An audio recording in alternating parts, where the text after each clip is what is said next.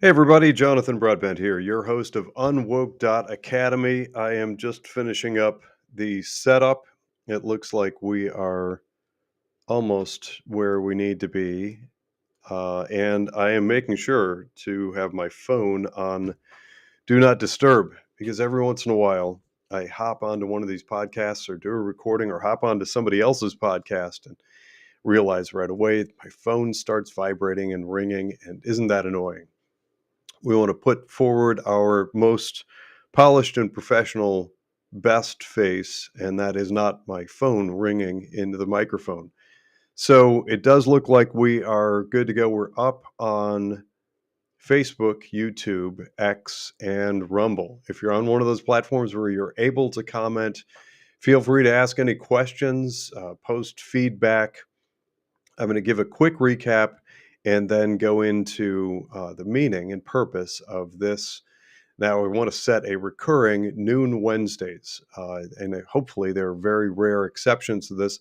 I'm hoping to set it up like clockwork. I did actually learn that it looks like next week on Wednesday, hopefully I'm back to my desk on time, but I need to be in my state capital for the prior day and probably part of the morning on Wednesday. Not sure exactly what the schedule will look like, but I hope in general to have noon Eastern time every Wednesday dedicated to you and talking about the financial PMA. So, the quick evolution of this thing, I turned whistleblower in the world of Wall Street, calling out the woke stuff a long time ago. I started as UnWoke Investing. If you're not familiar with that, don't worry. It actually started as a newsletter a long time ago, just calling out from my perspective. I've worked in institutional finance for decades, and there are certain things you do and don't do. And there are some big, big no nos in the world of investing, investment management, and portfolios and how you build them, and prudence. What I generally refer to as due diligence. You have to do your due diligence. In my world, there's no gray area. If you are managing money on behalf of other people, you have to do things a certain way. And I saw as early as 2007, I actually ended up writing a letter, which really kind of shaped everything that came after, calling out some behaviors that I saw in Wall Street. I did get some legal threats that ensued that, and ended up parting ways with Wall Street. But then I view my role, my job, as being outside of Wall Street, but overseeing them and what they do, understanding some of the underpinnings and the machinations, some of the areas where conflicts of interest exist. That turned into Unwoke Investing, which started as a newsletter. And I would just send out emails. I've got a distribution of about 14,000 people that I've connected with, that I've gotten to know through that professional role. And I was sending out this email, and of course, some friends of mine came along. Now, friends, uh, people that I didn't really know pretty early on, that convinced me to start a podcast. And this is what's evolved out of that. The podcast became UnWoke.Academy. And very quickly, I had a lot of people, understandably, saying, we understand that there are some bad actors and around Wall Street and global banks and those sorts of things, but where are the good places to go? And so I've spoken on and posted on some really good resources, some organizations and institutions that I've migrated to. And frankly, I've covered all kinds of stuff from technology. We've had Andrew Riddell on the program twice now, who formed Liberation Tech. He was involved in the first Trump administration's tech, helping to build and develop the White House website and those sorts of things. Now he runs Liberation Tech. By the way, as a side note, and related to that, we do now have an agreement with Andrew Riddell. If you go to Liberation Tech, and they're an alternative to things like Amazon and Gmail and all that stuff, and they've got a really nice suite, and they're designed to be software that's not creepy and it doesn't data mine you, which is awesome. And it's designed to be uncancelable. So that's one good example. If you do end up liking that, use the term unwoke when you sign up, and Andrew is offered a discount on the first 3 months, and then at at that point, some amount comes back to. Um, I'll be with you in 1 second. I see somebody has posted a question on the carbon tax. Let me finish that thought, and then I'll get to the carbon tax thing. Boy, is that a debacle. But if you like the offering at Liberation Tech, well, at least go and check it out, because I did, and we've fallen in love with it. I mean, it's got video, it's got email, it can do mass mail campaigns, it competes with and replaces all that stuff, like the whole suite of things that you can get from Microsoft or Google, just in a non creepy sort of way. Um, and we'd be delighted because we have changed our business model, and we're subscription based. So, by the way, that's a hint. If you can help support us financially and keep episodes like this one going, we'd be delighted. If not, no big deal. What we publish is all shared public information. We may, at worst, you may have a slight delay of up to about 3 days. That's kind of rare. Some of the things that we release will release a little bit earlier, to just as a thank you to those who are able to support us financially. But ultimately, all the information gets put out there and is shared publicly.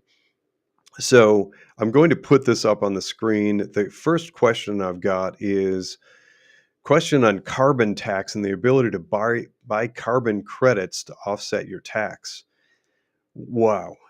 So we did have Rebecca Terrell was a guest on this program. She gets into, I'm not sure that she answers your question directly. Let me think on that for a moment.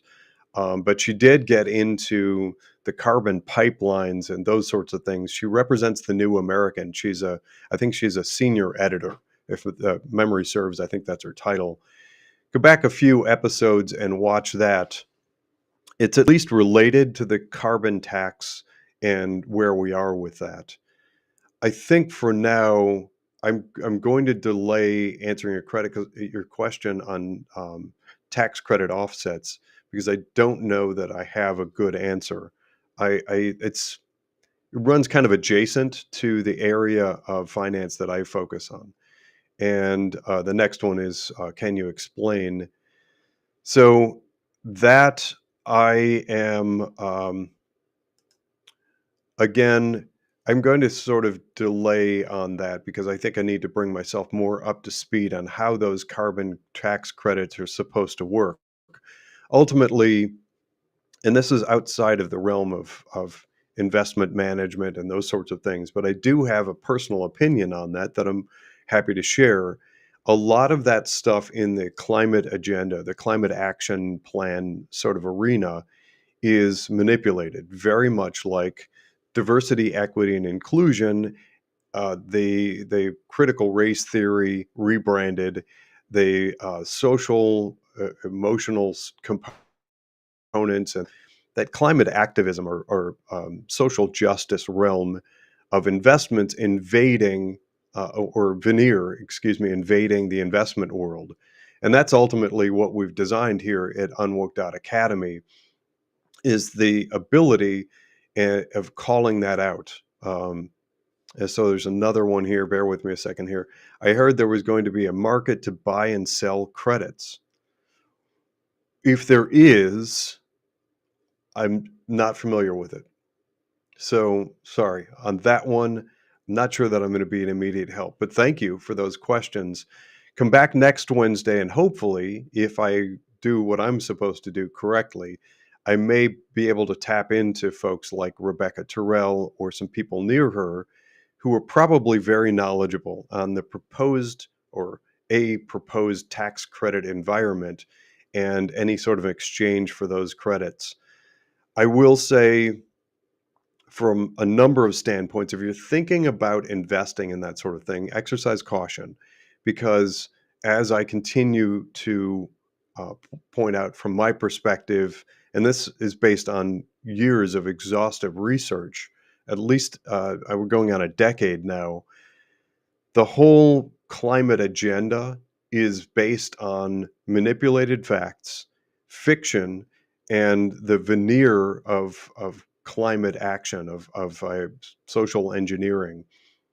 And that's not a good thing. When you don't have a solid truth, when you don't have foundation, when there isn't accuracy and defined meaning to terms, you can be led into manipulation. And I think that's, or no, not I think, I know that that's what's happened in our capital markets, which means our investing world.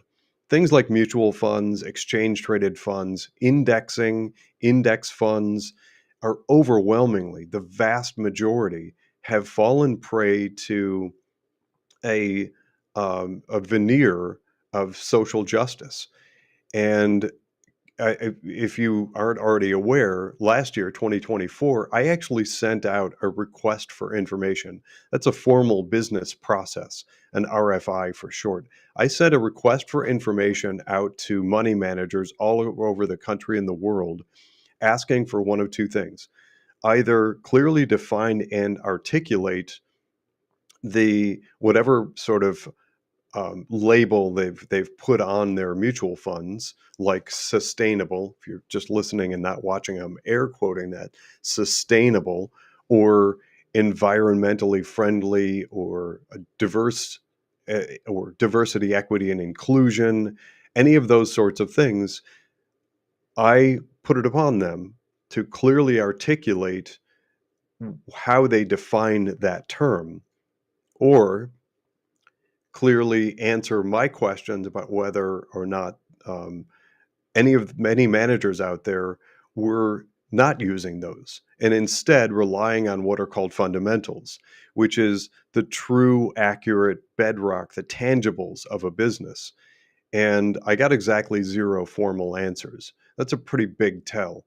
I have a lot of connections in the world of finance. After decades of working on some pretty high profile projects all over the country, I've done education, training, and manager searches for investments from Southern California up to Connecticut, down to Georgia and Florida, and many of the states in between. Over the decades, that's given me access to a great number of people in the world of finance. And so when I went out last year and I've lost track of how many phone calls, calling up and talking to managers, talking to representatives of these portfolio managers, I mean, things like mutual funds, and said to them, what are you doing? What's your process behind the selection and management of the investment dollars that you represent? And that means you. If you have a 401k or IRA or something like it, if you are not investing directly in companies and you're buying something like a mutual fund or exchange traded fund, you're putting the investment management in somebody else's hands. And so on your behalf, I've asked those questions. And to get zero answers and to get nobody, excuse me, I can't say zero answers, to get zero formal answers, that's an awful tell. It means that what's happened in the marketplace is that we have managers out there who have fallen into the trap of easy money, because when they put that veneer, when they put that label of socially responsible or climate friendly or sustainable or whatever, what's happened is they easily attracted tens of millions of dollars into the billions and trillions of dollars. And just for perspective, if you're listening in America, I assume most of my audience is American, the American self-directed retirement accounts alone amount to an estimated $35.7 trillion. That makes a big slush fund for people to do bad things with. And if you're opposed to a lot of the leftist leaning, the left sort of propaganda and the manipulations, for instance, if you're one of those people that was excited and sort of fist pumping about the discoveries at USAID and funneling taxpayer dollars into leftist causes, then know that your IRA or 401k may work in virtually identical fashion, with a lot of your money being directed into far left companies, causes, and countries, as we discovered in that interview that I did with Justin Bernier, talking about National Security Index. And that pertains to the funneling of US dollar investment dollars through offshore managers into the growth and expansion of the Chinese Communist military. None of us should want that. You should not want your money going into things that you don't approve of. Vote your values, as we like to say. There is another question. Those are measuring the goals and methods for funds that supported green initiatives. It was also a way to cancel those that did not join. True. I'm going to show this one because that is a great comment. The objective was to create this false veneer. By the way, I did actually do some due diligence into and lifted the hood on some of those sustainable types of funds. And if you are on the far left, if you were like the Bernie Sanders progressive, very liberal Democrat side of the political spectrum, um, know that the work that I'm doing benefits you also. I'm not that realm. I'm conservative, and I wear that on my sleeve. I'm very honest about that. But what I uncovered in the sustainable funds is that many of those managers they're lying to you. They've put this label of sustainable, and most, heck, almost all people have kind of fallen victim to that. Well, it's time for us to right size that. It's time for us to fix that and get rid of that fake, false veneer and force money managers, the people managing mutual funds and those things like them, back to basics. What works? They need to roll up their sleeves, rehire that staff if they've fired some people or laid them off, and get people back to work at analyzing the fundamentals of those businesses that they're choosing to invest in. Which brings us to the America First investment policy, which was issued by Donald Trump on February 21st of 2025. It is a spectacular thing. In my book, I've been following and watching the Trump administration, of course, from the time he rode down the escalator and announced that he was going to run in 2015 for president through current. In my book, the February 21st America First investment policy from Trump stands out as one of the most important things he's done in his professional or his political career, I should say. One of the most important things he's done in his political career. That investment policy, it throws down the gauntlet and tells the financial world, capital markets, to cut it out. Stop overfunding a small group of globalist companies that check all those boxes of ESG and DEI and all those things that, again, I will continue to argue nobody is able to accurately define. Stop funding those companies and get back to basics. Get back to funding free markets and free business enterprise. Because in addition to overfunding a whole bunch of mega cap, these big giant global companies, we've been making small business venture cash starved. They are hungry for capital. I just hung up with somebody who is, they've spent the last 4 years crisscrossing the country trying to come up with capital for a business venture. That's on the really, really small end. That's a startup. But this conversation and Trump's America First policy, it pertains to companies of all sizes. We should be thinking about what we want to fund. What do we want for the future of America? Do we want those 40-ish companies to control everything? And there's a related note on this. If you haven't gone back and watched the episode that I did last week, it was actually the beginning of last week, on the America First policy statement and the Private Membership Association. I'm going to share with you again the analogy that was shared with me. I think it's an awesome one. I was in a webcast with an economist who made the following statement. I think it's spot on. He said that if you believe in the current stock price of Apple stock, then you believe we're all going to live in Apple homes, drive Apple vehicles, use Apple devices, and stream Apple services. It's ridiculous.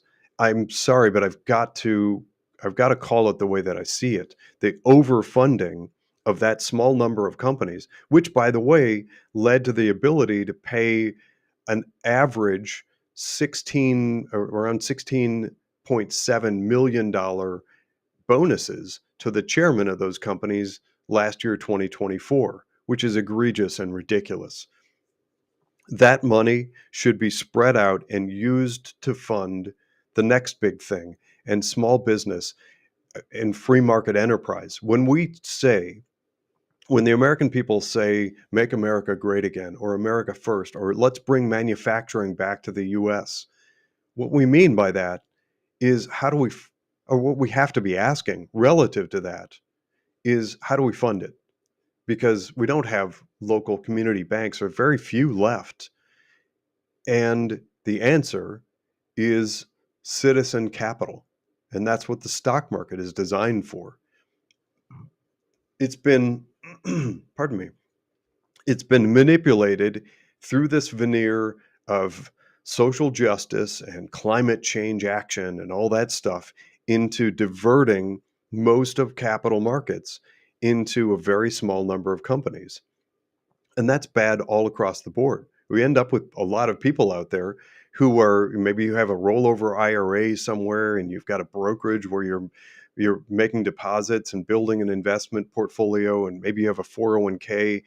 And as we've shown, there is so much commonality right now with so many of those mutual funds out there and exchange traded funds and all the things like them, that when you actually look at what you're eventually invested in, what you're actually invested in, there is mass commonality, which means you're way less diversified than you should be.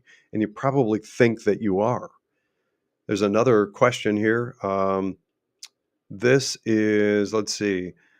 I love that he brought Business 101, simple basic rules to the government, long time in the coming. That's another great comment. I'm thrilled that you're joining us today. Thank you for these comments.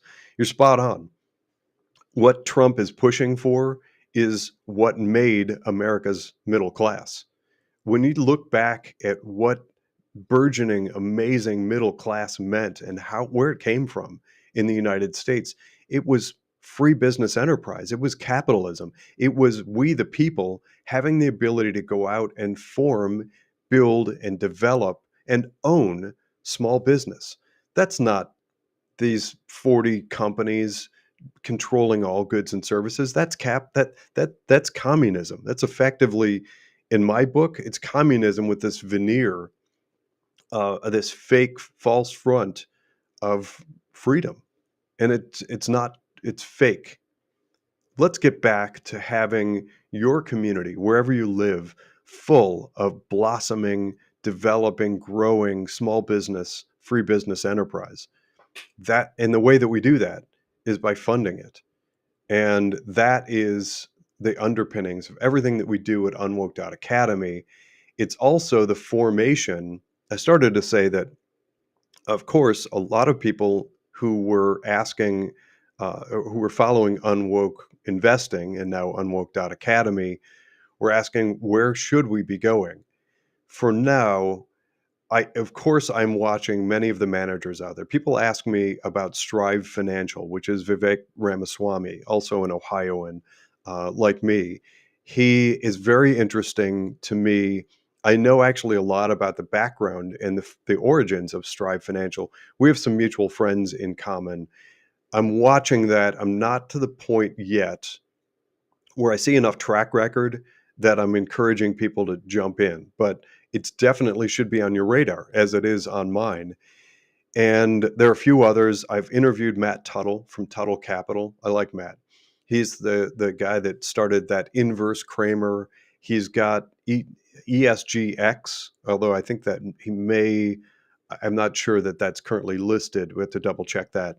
He's got GUNZ, which is another something that should be on our radar for continued conversation and discussion. GUNZ, or guns, is focused on investing in companies that support our Second Amendment rights.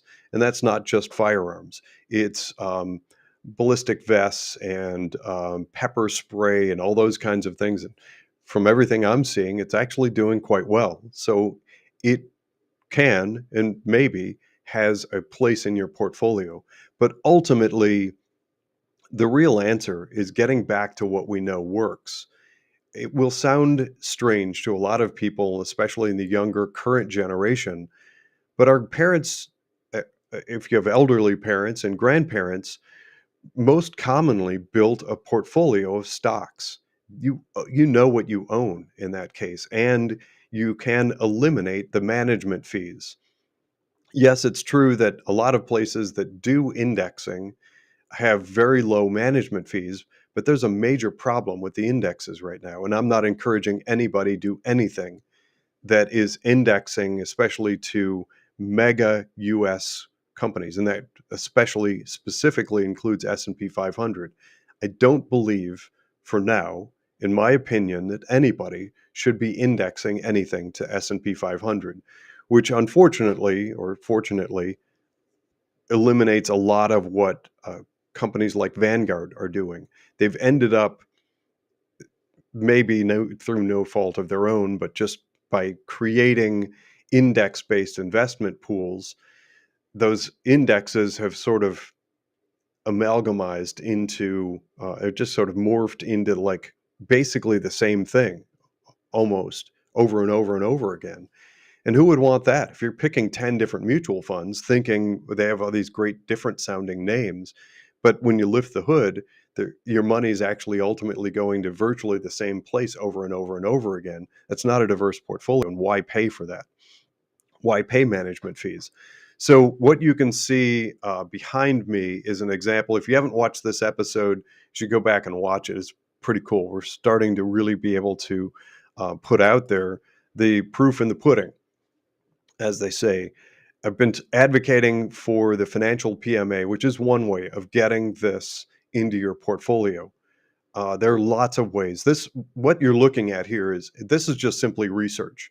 This is our research implemented, or a piece of it. We do tremendous research into what we feel are good investments for people who believe in everything that we discuss at UnWoke.Academy. The companies out there that have avoided going woke, that aren't funding things like um, the diversity, equity, and inclusion, and we can screen out things like supporting what do they call it, abortion tourism, the companies that pay people literally to go to other states and kill their babies. And if you're opposed to those kinds of things, why invest in the companies that are doing it?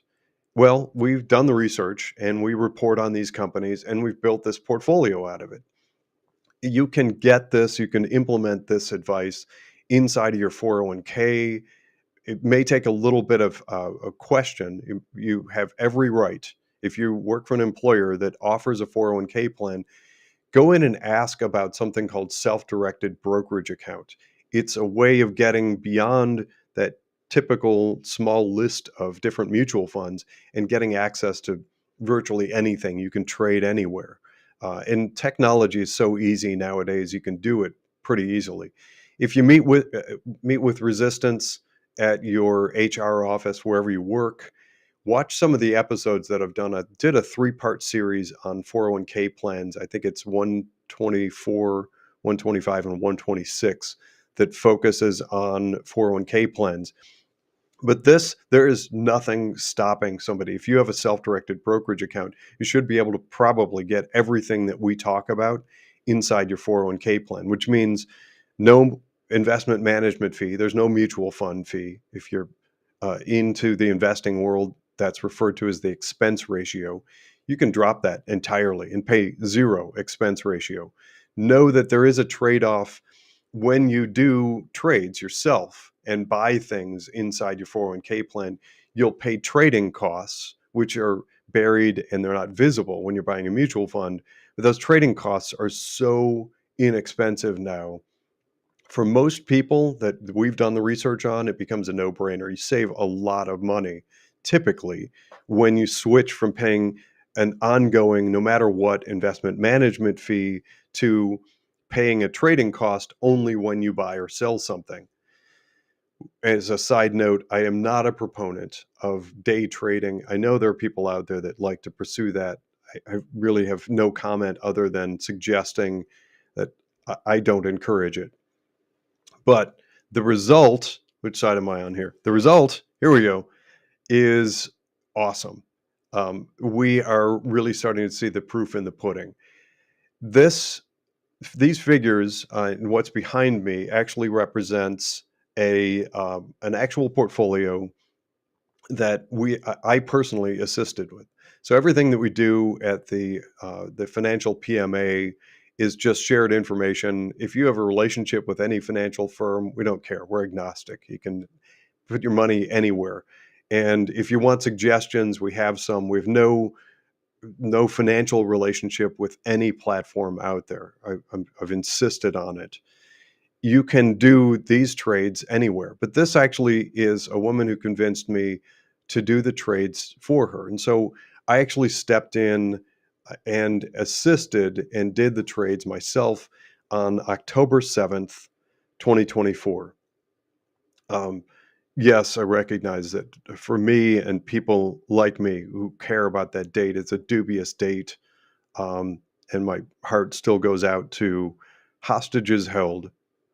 But on October 7th last year, 2024, we did these trades in this portfolio. And from October 7th, 2024 through May 27th, 2025, in other words, in under 8 months, the return on the portfolio was an average 42.79%. And what this woman realized in her portfolio is a weighted average of 33.03%. The weighted average, it just simply means that it wasn't an even allocation of money into each investment. Depending on the cost to get into each investment, some was a little bit more and some was a little bit less. So ultimately, in 8 months, this woman has enjoyed or is enjoying a roughly 33% return on her investment. I suggest, and I'm highly encouraged by this, because let's put those two pieces together. America First investment policy from Trump in February saying, hey, world, let's get back to funding business enterprise, and us building a portfolio that focuses on business enterprise. These are companies, you can look them up and you might really like knowing about these companies. And heck, when you get your statement, doesn't that beat the heck out of getting some mutual fund name or 5 or something? You know what you own, and there's no question. We know and we follow and we talk about inside the financial PMA whether or not these companies are woke. And if they go woke, we sell, get out of it, and we move on to something else. But to be able to feel that feeling, and the feedback's been great from the people inside the financial PMA. Pardon me. The feeling that you're participating in the revitalization of America. And to know that I've got the statistics right here, the alternative, if you are invested in an index during that same 8-month span, date to date, point to point, during that same October 7th through May 27th, the S&P 500 returned 2.96%. And I argue that that's a lot of that is fiction.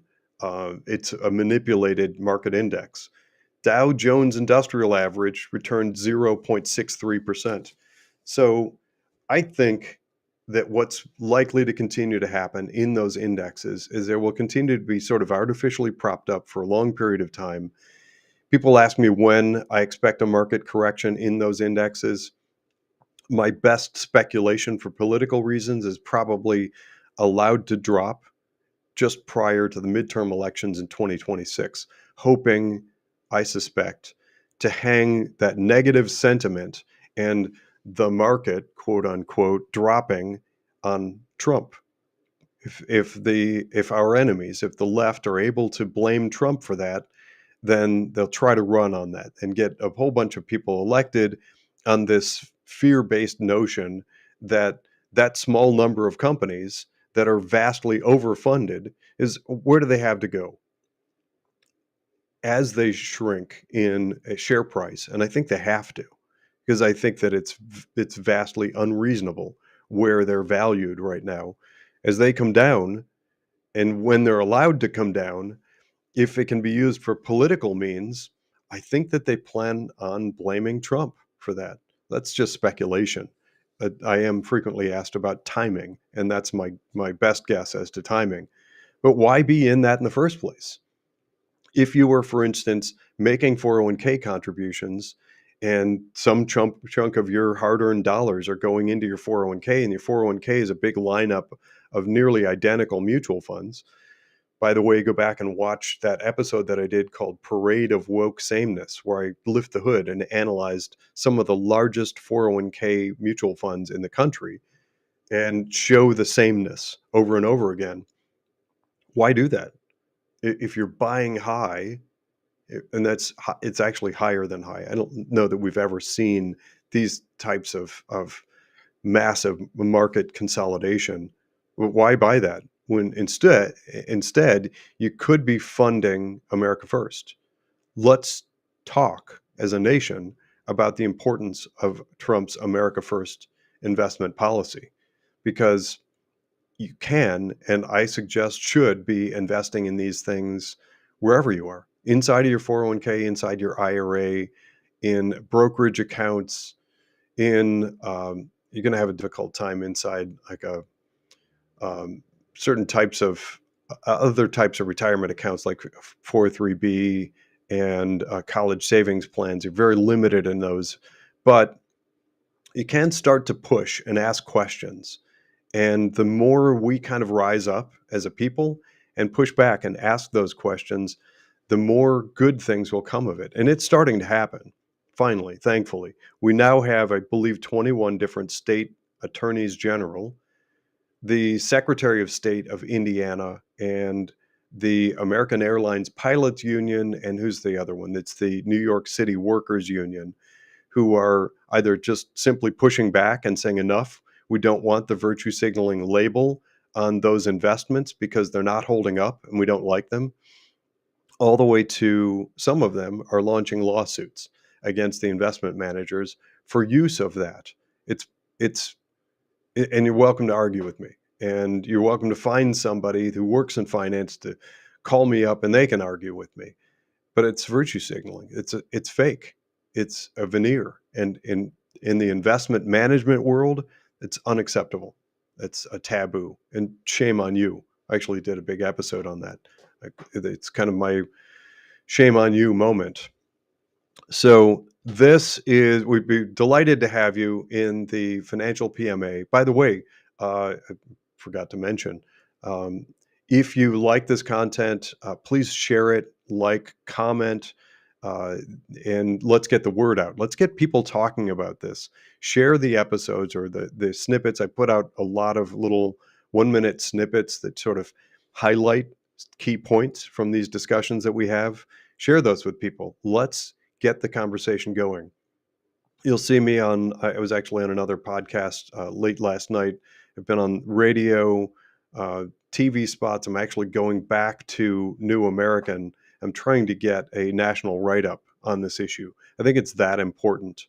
And I'm going to try to leverage the contacts that I have at Newsmax. By the way, this is unrelated, but for anybody that cares about education, if you have the platform Newsmax, if you subscribe to Newsmax, or if you want to try the 30-day, I think they still have the 30-day free trial.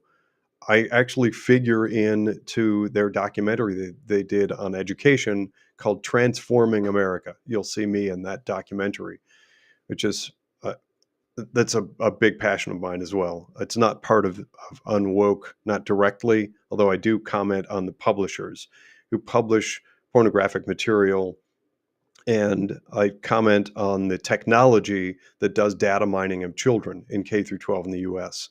So there's a little bit of overlap. That's the follow the money element.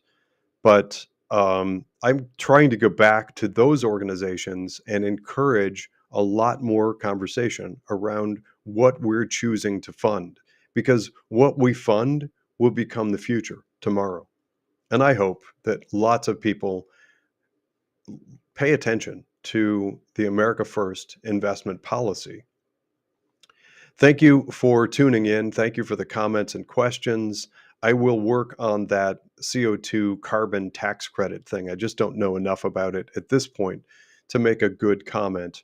And hopefully next week I'm able to interject some comments on that. But mark your calendar. I do plan to do this every Wednesday at noon Eastern. In the meantime, I hope you have a great week and weekend. God bless all of you, and let's stay unwoke. Take care.